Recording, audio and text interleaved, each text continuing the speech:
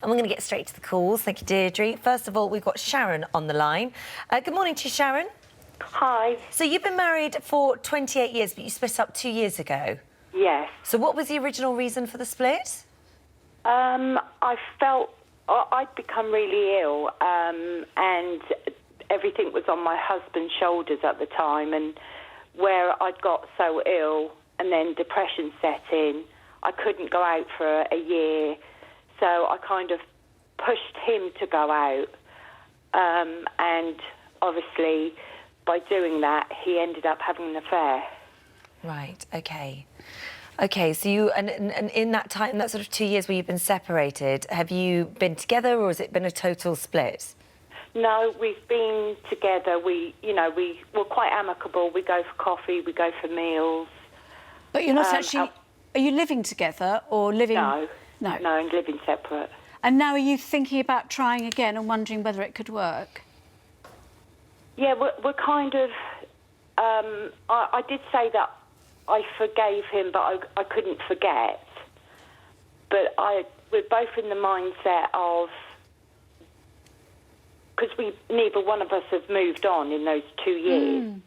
So we're kind of stuck in limbo, wondering, should we give it another go? Can it work Is again? your head in a better place now than it was prior to all that happening? Yes, yes. So you're better in yourself? Yes, I still have health issues, but they're copable. I can go out now and do things. Can I just ask, have you two had any counselling during these 2 years, either separately or together? Yes, we have, together.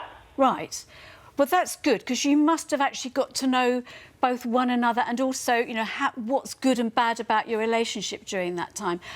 If you feel as if you're a bit stuck at the moment, first of all, I just want to say it's completely normal to think you can forgive but not forget. Of course, you can never forget what happened, but it can be part of your learning experience. You know, he's learnt that actually it didn't really seem to have led to happiness for him, and you've learned about the, you know, the dynamic of your relationship. I think maybe it would help you both focus your thinking now to separately write yourselves lists of the goods and bads, you know, and see if the good things about getting back together stack up as a longer and more fruitful and rewarding list than what you'll gain by separating. I suspect it will. And I think maybe both of you are a bit tentative because you've got some painful memories attached to when you split up before.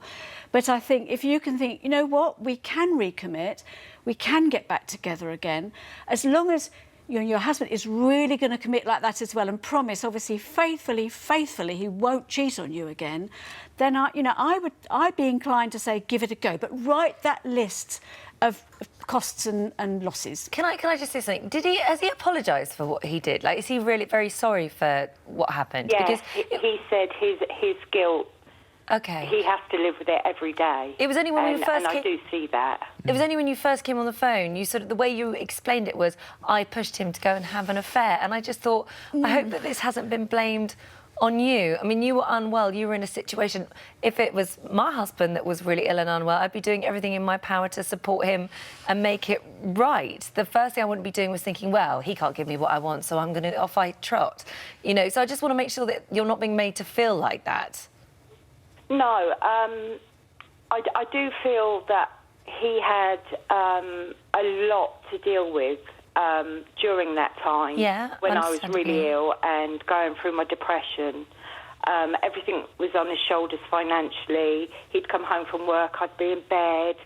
And, you know, after a certain amount of time of him slowly going out and getting used to that, he just, in his mind, nonetheless, thought, I want something more out of life. Yeah, but Holly is right. It doesn't excuse him, so we really do hope he's properly just said sorry and taken responsibility for his choice to cheat, because it was a choice.